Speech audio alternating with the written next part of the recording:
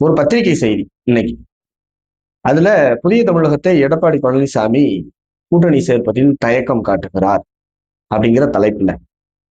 என்னடா இது அப்படின்னு உள்ள போய் படிச்சோம் அப்படின்னா, அந்த பத்திரிகை நிருபர் அதிமுகவினுடைய ஒரு அமைப்பு செயலாளர், யாருன்னு தெரியல, அவர்கிட்ட கேள்வி எழுப்புனாங்களாம், என்னங்க அப்படின்னு.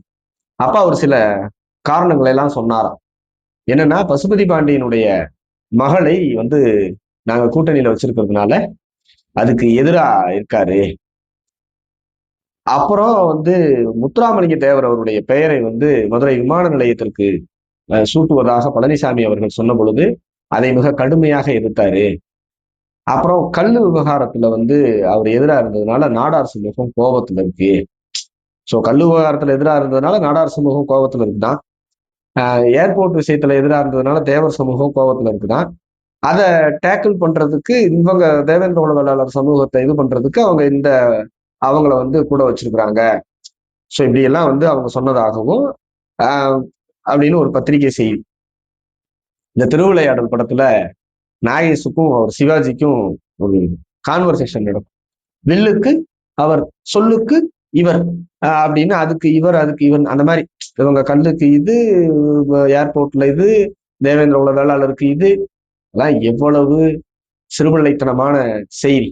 நியாயமாக பார்த்தால் கல்லு விவகாரத்துல நாடார் சமூகம் யாரெல்லாம் கல்லுக்கு ஆதரவா இருந்தாங்களோ அவங்களுக்கு எதிராகத்தான் இருக்குது. ஏன்னா அவங்கெல்லாம் இன்னைக்கு உலகத்தின் மிகப்பெரிய பொருளாதார தீர்மானிக்கக்கூடிய ஒரு சமூகமா மாறிட்டாங்க தங்களுடைய உழைப்பின் காரணமாக.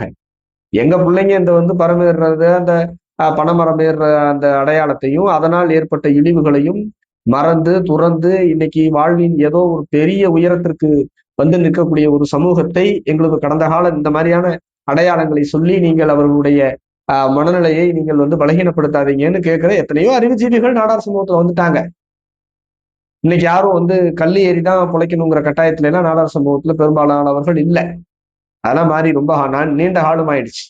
புதிய மனுஷனே கொள்கை, மது போதைப் பொருளுக்கு எதிரானது புதிய மனுஷனே கொள்கை. அப்படின்னா கொள்கையை முச்சோடும் தூக்கி எறிஞ்சிட்டுலாம் சரணாகதி ஆக முடியாது. அது ஒரு காலத்திலயும் புதிய முயற்சி செய்யாது. இப்ப பசுபதி பாண்டியனுடைய மகளை நாங்க வச்சு அதை மேட் அவுட் பண்ணிக்குவோம் அப்படிங்கிற எண்ணத்துல இருந்தா பண்ணிக்கோங்க. அவங்க கூடவே உங்க கூட பேர் வச்சுட்டு வருவாங்களா? மதுரை விமான நிலையத்திற்கு முத்துராமலிங்க தேவர் அவருடைய பெயரை அவங்க எல்லாரும், அவங்க ஆதரவாளர்கள்லாம் கூட உங்களுக்கு பெயர் சுட்டிட்டு வருவாங்க. அதுக்கு சரிதான் சொல்லுவாங்களா? இடம் கொடுத்த தேவேந்திர குல வேளாளர்கள் என்ன பேர் வைக்க சொல்றாங்களோ அவங்கள வைக்கணும். நாங்க கேட்கறது அடாவடியோ இதோ கிடையாது. இதற்காக தேவர் சமூகம் தேவேந்திர குல வேளாளர்களுக்கு எதிரான மனநிலையில், புதிய தமிழகத்திற்கு எதிரான மனநிலை, தேவர் சமூகத்துக்கும் தேவேந்திர சமூகத்துக்கும் இருக்கக்கூடிய பகை என்பது பங்காளி சண்டை. அது எப்ப தொடங்குச்சு, எதனால தொடங்குச்சு, எப்ப முடியும், எப்படி முடியும் அப்படிங்கிறதெல்லாம் இரு சமூகத்திற்கு நடுவில் இருக்கக்கூடியது. ஆனால் அரசியல் ரீதியாக இதை எவ்வளவு மோசமான கருத்தாக விதைக்க எடப்பாடி பழனிசாமி அவர்கள் முயல்கிறார், அல்லது அவர் கட்சிக்குள்ள இருக்கிறவங்க முயல்றாங்க. அப்படி பார்த்தா தேவர் சமூகம் முழுக்க முழுக்க எதிராக இருக்கக்கூடியது புதிய தமிழகத்திற்கா எடப்பாடி பழனிசாமி அவர். ஓபிஎஸ் ஏன் பிரிஞ்சு போனாரு? சசிகலா அவர்கள் ஏன் தனியா கட்சி ஆரம்பிச்சாங்க? டிடிவி தினகரன் ஏன் தனியா கட்சி ஆரம்பிச்சாரு? அப்படி பார்த்தா அதிமுகவிற்கு எதிரான நாரதர் வேலையை செய்வது எடப்பாடி பழனிசாமி அவர்கள் தான்.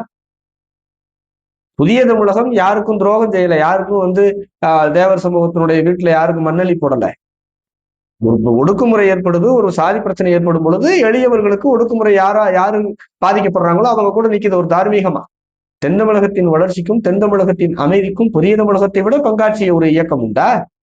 நாங்கள் இஸ்லாமிய சமூகத்திற்கு, யாதவர் சமூகத்திற்கு, பிள்ளைமார் சமூகத்திற்கு, தேவேந்திர குல வேளாளர் சமூகத்திற்கு, நாடார் சமூகத்திற்கு, அனைத்து சமூகங்களுக்கும் யாருக்கு பாதிப்பு ஏற்படுதோ அவர்கள் புறம் நின்று சண்டை செஞ்சிருக்கிறோம், தேர்தல் அரசியலுக்கு அப்பாற்பட்டு. சோ ஒவ்வொரு பிரச்சனையிலையும் உடல் நிற்கிறது. ஒரு படுகொலை நடந்தாலோ அது நடந்தாலும் என்ன பிரச்சனையும் உடல் நிற்கிறது. நாம தேர்தல் வந்தால் மட்டும் யாராவது ஒரு ஆளை காமிச்சு ஓட்டு வாங்கிட முடியுமா? அப்படி போட்டுருவாங்களா? 2021 ஆண்டு தேர்தல் என்ன நடந்தது? நாங்கள் அவசரமாக சில நாட்கள்ல தேர்தலை சந்திச்சோம். அதுலயுமே கூட இப்ப நான் தான் சொந்த சாதியில 10 பேரும் கூட வச்சுக்க முடியாம மாற்று சாதியில சம்பளம் கொடுத்து ஆள் வச்சிருக்கிறாரு கேடிஆர். அவரை வச்சு மேட் அவுட் பண்ணிடணும்னு நினைக்கிறீங்களா? இப்ப அவரோட தொகுதி முடிவு என்னன்னு பாருங்க. அப்படியெல்லாம் புதிய தமிழகம் கட்சி தேர்தல் உடன்படிக்கைக்காக சமூகத்தினுடைய வளர்ச்சியையும் சமூகத்தினுடைய பிரச்சனையும் காத்துல பறக்க விட்டுட்டு போய் அப்படியெல்லாம் வந்து சரணாகதி அடைஞ்சு அப்படி வாங்கக்கூடிய பதவிகளும் அப்படி வாங்கக்கூடிய சீட்டுகளும் ஒரு காலத்திலும் புதிய தமிழ் கட்சி அதில் தலைப்படாது. என்னால் புதிய தமிழ் கட்சி தொடங்கப்பட்டதன் நோக்கம், அதற்கான தேவை என்பது சமூக வளர்ச்சி. தேர்தலையும் அதை முன்னிறுத்தி தான் நாங்க வந்து பண்றோம். 1996 அம்மையார் ஜெயலலிதாவை விட பெரிய வலிமையான தலைவரா ஐயா எடப்பாடி பழனிசாமி அவர்கள். அவர் வந்து தேவர் சமூகத்தை திருப்திப்படுத்தணும்னா அவங்க கேட்கறது கட்சி.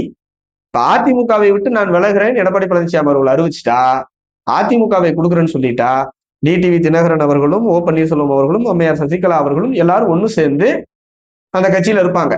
அவங்க எல்லாம் பிரிஞ்சிருக்க மாட்டாங்க. அவங்க கேட்கறது கட்சி. என்ன கட்சியை கொடுங்க. இல்ல கூடுதலா போய் வந்து அவங்களை திருப்திப்படுத்தணும்னா எடப்பாடி பழனிசாமி தேவர் அப்படின்னு சொல்லிட்டு தான் வீட்டுல எழுதிக்க சொல்லுங்க. அல்லது சேலம் ஏர்போர்ட்டுக்கு வந்து அந்த சேலம் சாலைகள் ஏர்போர்ட் என்னென்ன வருதோ ரயில்வே ஸ்டேஷன் எல்லாத்துக்கும் கூட முத்துராமலிங்க தேவர் அவருடைய பெயரை வையுங்க. யார் வேணாங்கிறா? அவங்க வந்து கட்சியை கேட்கிறாங்க. அந்த கட்சியை நீங்க அபகரிச்சிட்டீங்க, துரோகம் பண்ணி ஏமாத்தி அவங்கள்ட்ட கட்சியை அபகரிச்சிட்டீங்கன்னு உங்களுக்கு கருப்பு கொடி காமிக்கிறது, கருப்பு புலன் பறக்க விடுறது, உங்களுடைய சாலை மறிச்சு சங்கரங்கோயில்ல போராட்டம் பண்றதெல்லாம் யார்? தேவேந்திர குல வேளாளர் சமூகமா? தேவர் சமூகம் தானே.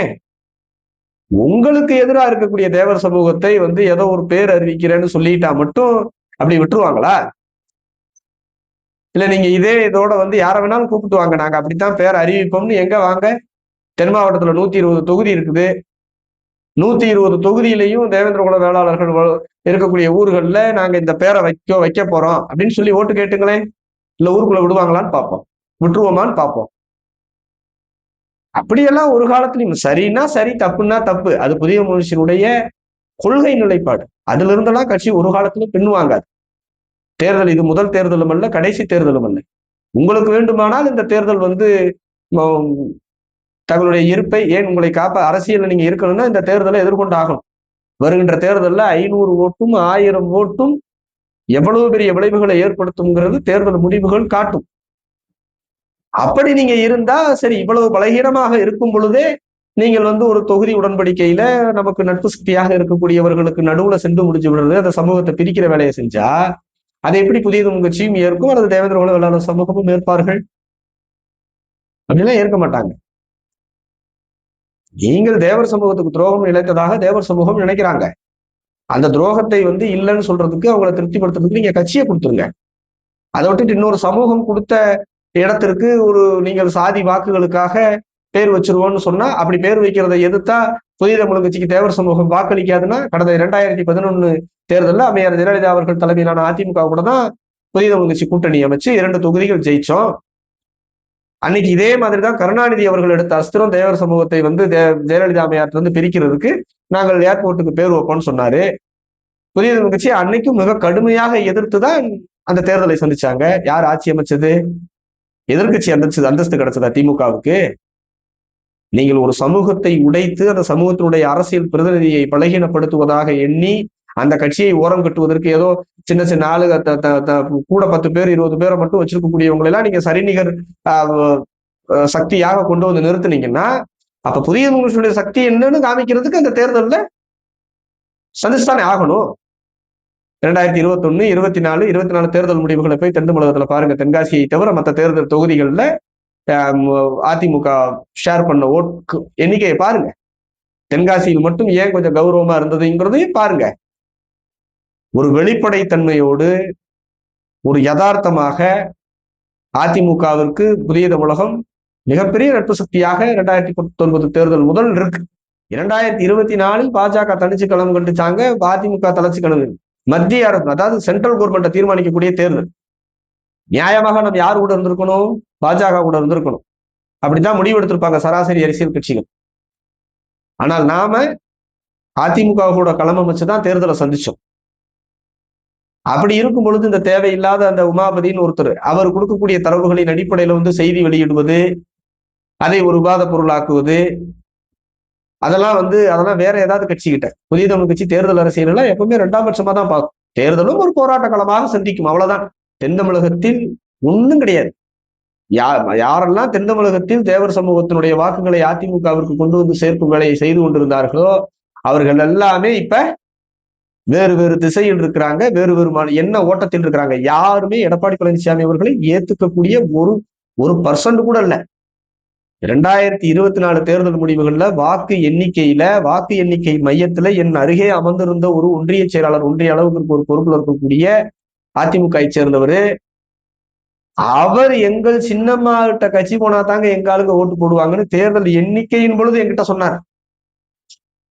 இது நடந்தது சத்தியம், நானே சாட்சி, என்கிட்ட தான் சொன்னார். அந்த அளவுக்கு தான் தேவர் சமூகத்தினுடைய மக்கள் எடப்பாடி பழனிசாமி அவர்களின் மீதான பார்வையில் வச்சிருக்கிறாங்க.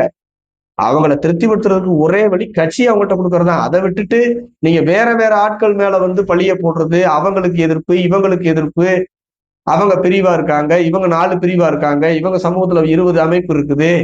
ஒரு சமூகத்தில் 20 அமைப்பு இருப்பது, 30 அமைப்பு இருப்பது அது வட்டார அளவுல இருக்கும். ஆனால் ஒரு கட்சியே 20-30 உடைஞ்சிருக்குல்ல, ஏன் அதை நீங்க ரியலைஸ் பண்ண மாட்டீங்க? அதை பலப்படுத்துறதுக்கு நீங்கள் கடந்த காலத்தில் இருந்த சக்தியோடு இல்லாத பொழுது நம்மளுடைய அந்த அந்த இதையும் பகிர்ந்து கொடுக்கக்கூடிய கட்டாயம் காலத்துக்கும் அதே நடைமுறை இருக்குமா? உலகம் அழியிறது வரைக்கும் ரெண்டு கட்சி எல்லாத்தையும் சேர்த்துக்குவாங்க, அவங்களுக்கு துணூன்னு கொடுப்பாங்க. ஒவ்வொரு சக்தி ஒவ்வொரு கட்சியும் தோன்றி மக்கள் பிரச்சனைக்கு நடுவுல ஒவ்வொரு களத்துல போய் நின்று, இப்ப எப்படி இந்த பெரிய கட்சியா தன்னை காட்டிக்கிறவங்க மேஜரா இருக்கக்கூடிய பிரச்சனையில ஒரு 3-4 மாசத்துக்கு ஒருக்க ஒரு ஆர்ப்பாட்டம், மற்றபடி எல்லா அனுகூலங்களையும் அனுபவிச்சுக்கிறது அந்த கட்சிக்காரவங்க.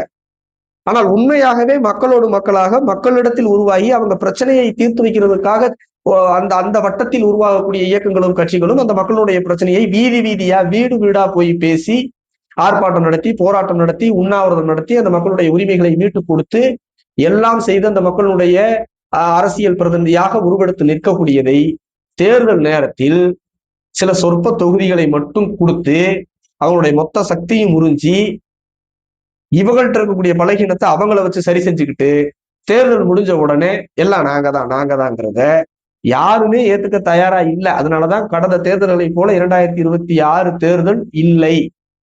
2026 இப்படி இருக்குன்னா இதே என்ன ஓட்டத்தில் எடப்பாடி பழனிசாமி அவர்கள் இருந்தார்கள் என்றால் ஒரு எச்சரிக்கையாக ஒன்று சொல்றோம். 2031 அதிமுகன்னு ஒரு கட்சி இருந்ததுங்க, எடப்பாடி பழனிசாமின்னு ஒரு தலைவர் இருந்தாருன்னு கொண்டு போய் விடுவீங்களே தவிர உங்களால் மீண்டும் அந்த சக்தியை பெறவே முடியாது. கிவ் அண்ட் டேக் தான் பாலிடிக்ஸ். மினிமம் காமன் ப்ரோக்ராம்ல கொள்கைகளை ஏதோ குறைஞ்சபட்சம் சமரசம் செஞ்சுக்கிட்டு அந்த அதிகாரத்தை வைத்து இந்த மக்களுக்கு நல்லது செய்யணும், அந்த அதிகார வெறியோ அந்த சேர்ல போய் உட்கார்ந்தே ஆகுங்கிற அவசியமோ அந்த அந்த பரபரப்போலாம் புதிய தமிழ் கட்சிக்கு எந்த தேர்தலிலும் இருந்ததில்லை. என்ன ஆனாலும் புதிய தமிழ் கட்சி அந்த நம்பக்கூடிய மக்களுக்கு யாருக்காக உருவாச்சோ அந்த மக்களோடு நின்று அந்த மக்களுடைய நலனில் அக்கறையோடு இருக்கும். அதனாலதான் தென் தமிழகத்துல தேவேந்திர குல வேளாளர் சமூகம் எத்தனை இயக்கங்களும் உருவாகலாம், ஆனால் அரசியல் என்றால் அவர்களது அடையாளமாக புதிய தமிழகம் மட்டும்தான் இருந்தது, இருக்கிறது, இருக்கும்.